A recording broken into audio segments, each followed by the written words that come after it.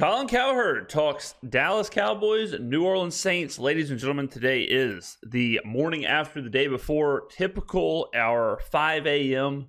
Recording here the day after an NFL Sunday. Your boy, waking up early. I was in REM sleep about 30 minutes ago. I'm getting some content out early today for you guys. All right, so Colin Cowherd famously said that, this is before the season. This is only 2 weeks ago now. Colin Cowherd said that the Carolina Panthers and Atlanta Falcons are undoubtedly, zero doubts, better than the New Orleans Saints. And he predicted the Saints to be terrible, I believe to finish last in the NFC South. And now Colin is eating quite the amount of crow, along with a whole lot of other people in the national and local media. And we will certainly be covering that all week long. So I want to hear what Colin has to say about the game. Colin records this immediately after. So this is his immediate thought after the Saints dominate the Dallas Cowboys in week 2 of the NFL slate. So we all know coaching matters, but holy shit. You give Derek Carr, Gary Kubiak's kid, the coach, the coordinator, first of all, the motions, the shifting. It's a totally different offense. I watched the Jets-Titans. Nat Hackett's offense. I mean, Aaron's one of the... Nat Hackett. I've never heard Nathaniel Hackett called Nat Hackett. Yeah, I mean, look, this is... I mean, again, this is it, right? This is the whole thing that we propped up the Saints offense on, is that it's not just that it's Clint Kubiak. It's what he is replacing. It's not just that Clint Kubiak is a genius. He is, but it's not just Clint Kubiak. It's the fact that the Saints were in the worst possible offensive scheme situation you could possibly be in. They were in an antiquated offense that was a shell of its former self, run by somebody who didn't create it. If Sean Payton was still the coach of the Saints, it's his offense. He might be able to tinker with it and he might be able to fix it or whatever. Pete Carmichael just couldn't do that. On top of the fact that he just couldn't do any of the situational game planning. He couldn't do any of the correct personnel packages or things like that. So everything the Saints were doing last year and the year before was a disaster schematically. So yeah, Clint Kubiak right now is, hard to say. It's not he's not the best offensive coordinator in the NFL right now. Just as far as how he is actually calling the game. I have watched every NFL game this year for the most part. Not just Saints. Every, for the most part. And I don't think I've seen an offensive coordinator or a play caller in this kind of tempo and this engaged. And I want to show you all a stat. Against the Dallas Cowboys, the Saints aligned under center on 42 of 56 plays and had 2 backs on the field for 53% of their plays. That part's important. So I'm going to say it again. They had 2 backs on their field for 53% of their plays. In both cases, this was the most by any team since the Patriots versus the Bills in the 2022 or 2021 Win Bowl. If you remember, that's when there was 40-mile-an-hour winds. The Patriots threw the ball maybe 5 times and still won. Why is this important? Because last year, in totality, Pete Carmichael called 0 plays. This is one of my favorite Pete Carmichael stats. They called 0 plays with 2 backs on the field. So, yes, coaching matters, but the difference in scheme and where we were versus where we are now, Clint Kubiak is calling plays at the right time, the design, all that stuff, sure. But the fact that we were going from last in the league to pre-snap motion and play action to first in the league, the fact that we were going from 0 plays, that every time I say it, I get chills. I have chills right now. I have goosebumps. The fact that the Saints in 17 games ran 0 plays with 2 backs on the field, and then against Dallas, we do that over 53% of the time. Last year, Pete Carmichael, goose egg, 0, Z, the big O. Okay, that was a pause. That was a controversial. I was trying to line it up with the camera, and things got a little wonky. I'm not gonna lie to anybody here.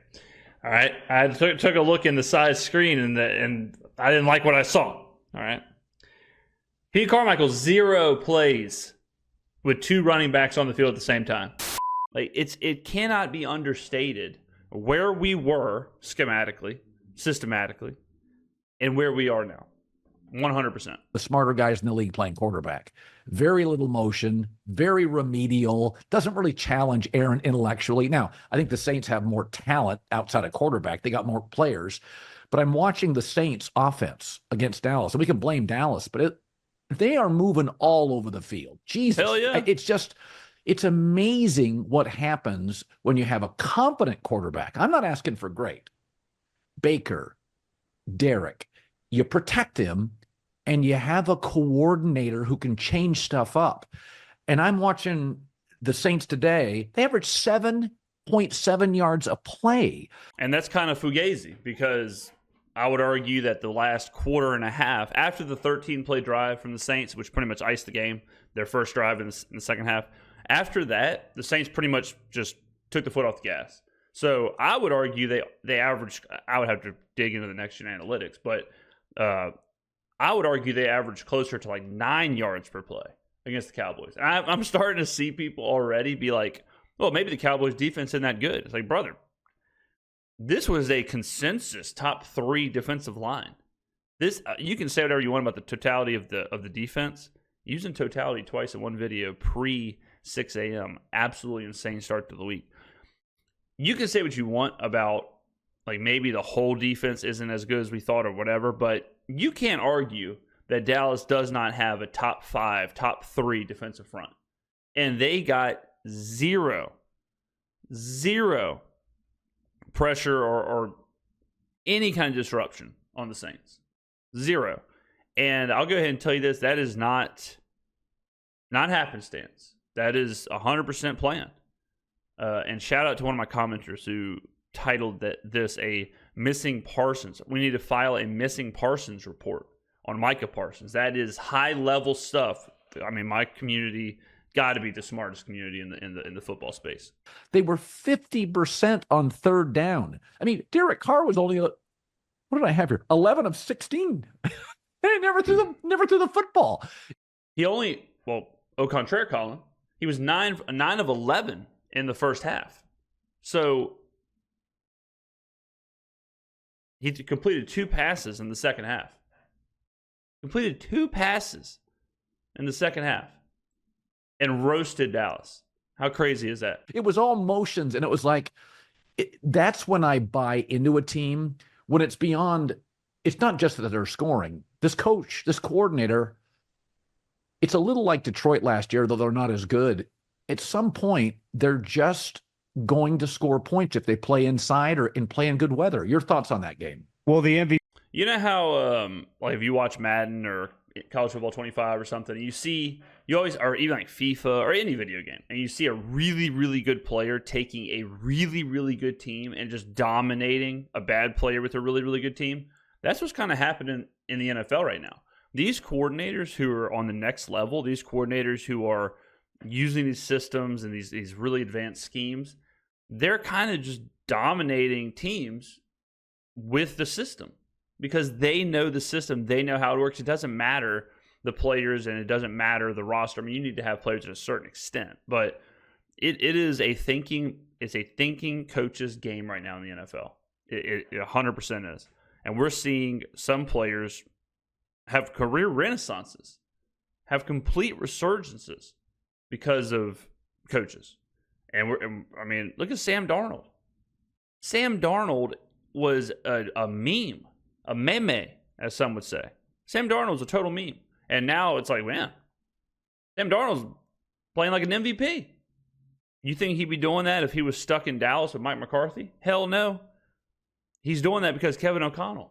And Kevin O'Connell showed he can do that because of what he did with Nick Mullins and Josh Dobbs and Jaron Hall last year. MVP race right now is Derek Carr, Sam Darnold, and Baker Mayfield fighting it out. So, I'm probably dead wrong on the Broncos, but I pounded the drum leading into the start of the season on the Saints.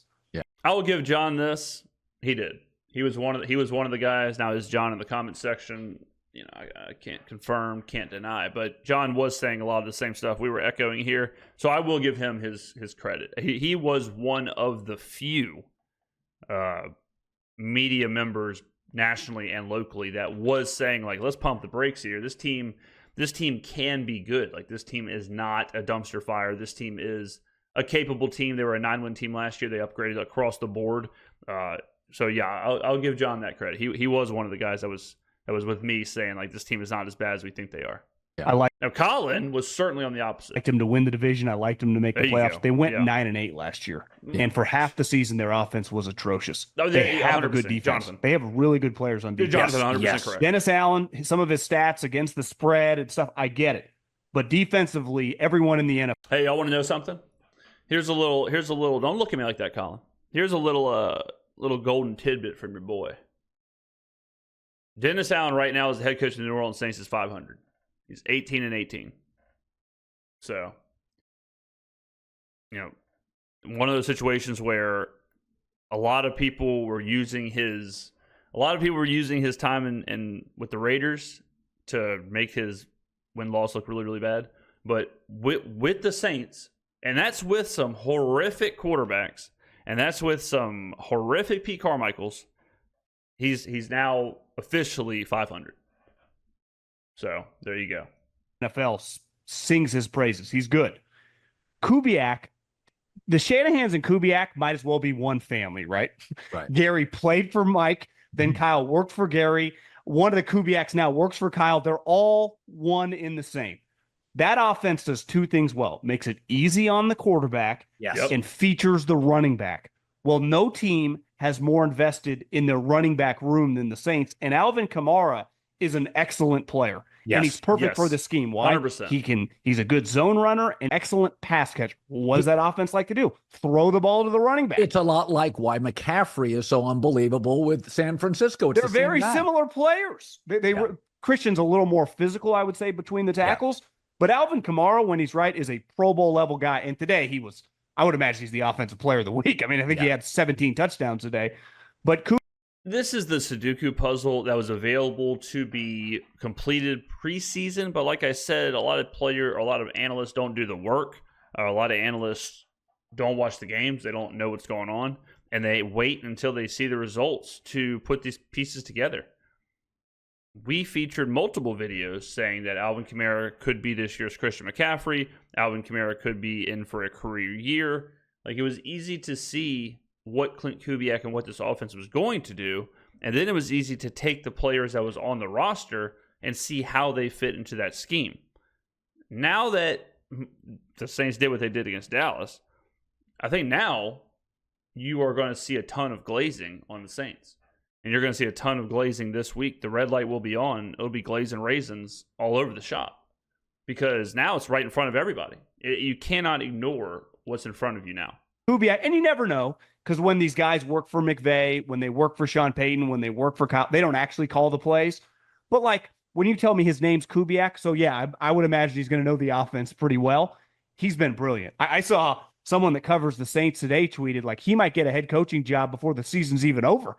I mean, he has been, their defense was awesome. The Cowboys didn't have a shot today. And obviously Dak throws a couple bad picks, but that's just, they ran into a buzzsaw. Yep. And when Derek has had Yeah, I said it, but the Saints made the Dallas Cowboys look like the Carolina Panthers. Really, no one dealt with more instability for the first 9 years of his career. The team literally moved, yet they stayed in a spot. They ran through coaches. They had the Gruden situation.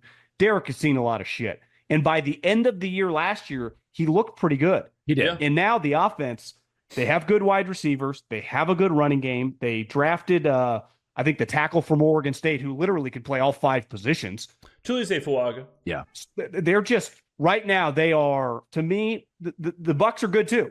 Like, that division, Yes, I think most people just took a giant dump on. Like, it sucks. Actually, they got 2 pretty good teams and 2 quarterbacks who, if you just, that have a lot of talent around them, can play well. But the Saints, I liked them a lot. They've been better than I thought. Yeah, and I also think if you consider Derek Carr a B to a B plus quarterback, which I think Baker is, which I think Geno's closer to B minus. Yeah, I had them all in the same tier. I agree 100%. I think Baker, Geno, Dak, Derek, Kirk when he had 2 legs, like, they were all in that same area. That's why I think it's important to tier quarterbacks and not rank quarterbacks. If you rank quarterbacks, it might look like the difference between 13 and 18 is huge, but if you tier them, it's like, no, they're all kind of the same player. But if you look at the Saints roster between, I think, Jeff Ireland and Mickey Loomis are the two guys running personnel, they don't miss on a lot of draft picks. John, if you start writing, I mean, Demario Davis, one of the best linebackers in the game. Oh, fantastic. Yeah, I mean, he's We've been missing on quite a few draft picks over the last couple of years. We had this fugazi idea that we could just draft whoever we wanted and develop them. Well, when Sean Payton left, that certainly didn't become true, and we kept that theory, and we were drafting some pretty horrific players. So the fact that we kind of changed that this year, we drafted good players like Talise Fuaga, like Kool-Aid McKinstry, and a lot of people were poo-pooing the Kool-Aid McKinstry pick and saying we don't need another defensive back. We should have got who the hell ever. Who was that wide receiver out of Western Kentucky? Malachi Corley, I think his name was. People were like, we should have drafted him. Y'all don't think we needed Kool-Aid against Dallas? That's why you draft the best player available. That's why you take the best player, the proven player, the stud player. So the Saints draft was an A+. Talise Fuaga, Kool-Aid McKinstry already paying huge dividends on the field right now. a thumper. They got 8 to 10 Pro Bowl level players. We just know the Niners players, right? Like they're such a national team. The Saints aren't. They're wildly popular in Louisiana, big in the South. But Breeze leaves. You know, who's Dennis Allen? They're not a big national team anymore. You watched that game against Dallas. To me, that wasn't about the Cowboys. It was about the O-line, Kamara, the play call. Again, Derek Carr was 6 of 13 on third downs. He didn't throw the ball. They didn't ask him to do anything. It's very Brock Purdy. It's a really easy lift when you're throwing on 2nd and 4 and 3rd and 1. Colin's seeing it. Colin 100% is seeing it and drinking the Kool-Aid. He might as well be who dat, and he might as well have a bowl of gumbo in his hand right now. Colin is all in on this. He's all in on, and what he's saying is true. Like right now, what he's saying is in line with what's actually happening. 100%. He's right. It isn't about the Cowboys. It's about the Saints. He's right. Derek Carr looks a whole lot like Brock Purdy right now, and Brock Purdy almost won the MVP last year. You know, he's right. It's all about Kamara, the offensive line, the motion. 100%. He's seeing it clear now. He must have watched this game. He must have watched every snap of this game. And great game for him to watch. Sidebar, John, what's your skincare routine? I mean, unbelievable. Send me the moisturizer. The other thing is they have some more similarities than people would realize with the Steelers over the last couple of years. Quarterback play has been really atrocious. Yeah. If you get good quarterback play and you have a good defense and you have some skill guys, like you're going to be pretty good. Yes. And like the other thing they have going for them is they get 2 cupcake games against the Panthers. Those are 2 wins. They're going to be. Well, don't forget now. Don't forget Colin and Kurt Benkert said the Panthers had a top 5 defense. Colin said the Panthers were undoubtedly better than the Saints. You know, a lot of people, some really respected people, had the Panthers winning the South.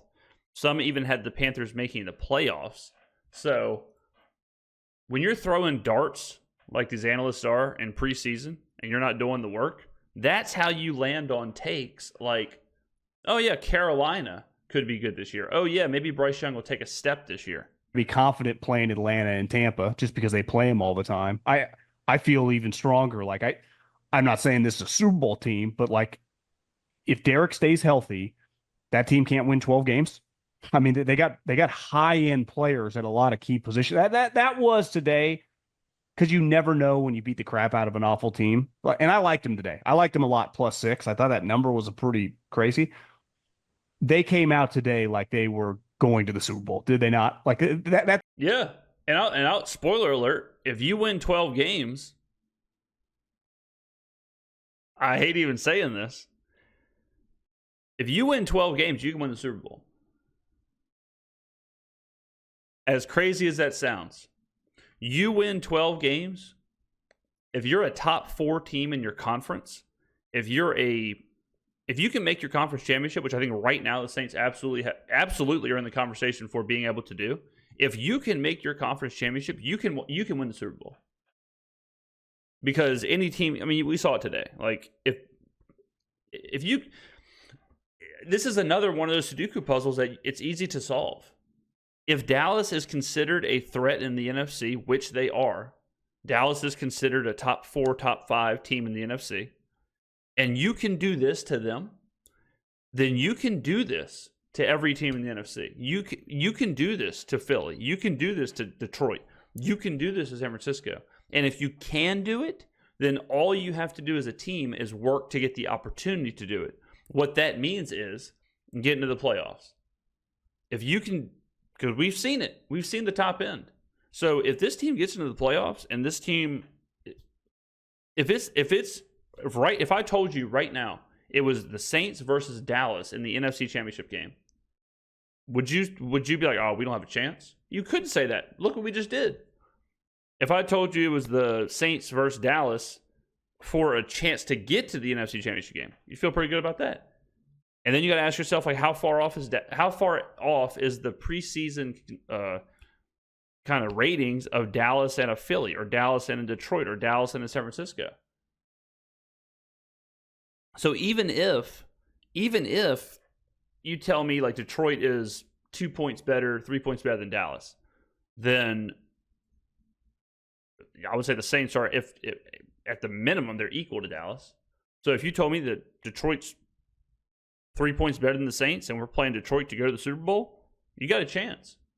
I mean, I am not just, this isn't like copium or hopium or whatever. This is, I don't have a choice but to say it. I don't have a choice but to say where I stand right now. This team absolutely is in the conversation to win the NFC. 100%. That thing was over quick. I'll tell you, the wise guys love Dallas. Dallas in the regular season is an unbelievable home favorite. They are. No, I would push back on that. I would say that the sharp money was actually on New Orleans. I would say that there was. I mean, we did the market we did the market stuff, but I would say that actually, with all the public support on Dallas and the betting splits, Dallas should have been like a 7-point favorite, but the line never really moved. I think there was definitely a sharp contingent on the Saints. They are very much Tyson in his prime. They can lose to somebody. They can lose to a Holyfield or a Lennox. Yeah. But you put them as a favorite, they knock you out. Like Dallas is a great home team against usually. I mean, the Saints don't beat good teams the last 3 years. They crushed Dallas. I mean, I think Kubiak has thrown his hat into the ring really, really quick as a guy that's obviously now on everyone's radar. The one thing is, when you play Zimmer, he's going to blitz a lot. And it happened to Kyle today with Flores, who's very similar. If you call the right play on the blitz, you're going to get a huge explosive play. And that happened over and over early in that game, and then it snowballed. We're on the opposite side with the 49ers. He was hitting the blitz, but they were getting home and sacking the quarterback, and they didn't hit the play. But Kubiak, I mean, we're only 2 weeks in, but he's an early front runner for assistant of the year right now. Yeah, that's for 100%. damn sure. I mean, right now, I watched Houston last night. I like Houston. I like Bobby Slowick. I had Houston in Survivor, so I was sweating the game out. My blood pressure, I can't even imagine what my blood pressure was yesterday. To go from all day, Saints game, all the videos, the live stream, watching every game, and then Survivor in the game last night. I mean, my heart is absolutely going through it. But you can't tell me that the Saints didn't look better just schematically. You can't tell me that the Saints didn't look operationally better than the Texans. I mean, it's hard to.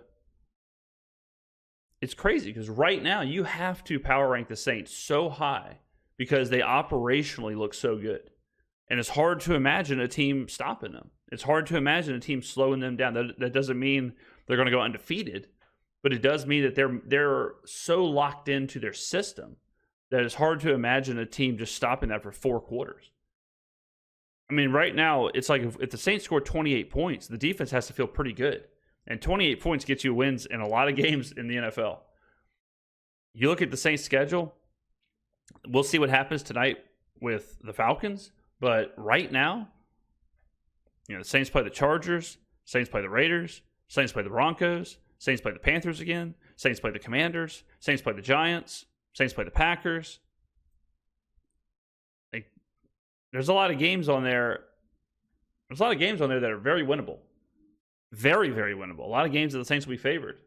So, yeah, right now, it looks like you got this game coming up against Philly. You got the game against the Chiefs. You got the games against the Bucs. Beyond that, yeah, I'm with John. Like, this Saints team looks like a 12-win team. And 12 wins get you in the conversation of not only winning the South, but get you in the conversation of like the 3 seed, 2 seed. You know, all of a sudden now you're talking about like extended home field advantage in the playoffs. I mean, it's a good time to be a Saints fan, ladies and gentlemen. 100%. Let's talk Niners. You know, so you're going to see, I mean, like I said, Colin is fully on board now. Colin's saying a lot of the truths. He's saying a lot of like what's actually happening. So this tells you that the NFL is now paying attention. And usually it's a very domino effect. Like once one person in the big media says it, everyone will start saying it. So I would go ahead and say that what Colin is saying right here will be echoed on First Take Monday morning, will be echoed on all the ESPN shows, NFL Live, whatever. They'll be echoing what he just said. And Clint Kubiak will be king of the universe by Monday afternoon. Ladies and gentlemen, let me know what you thought in the comment section below. Thank you very much for watching. I appreciate it, and I will see you in the next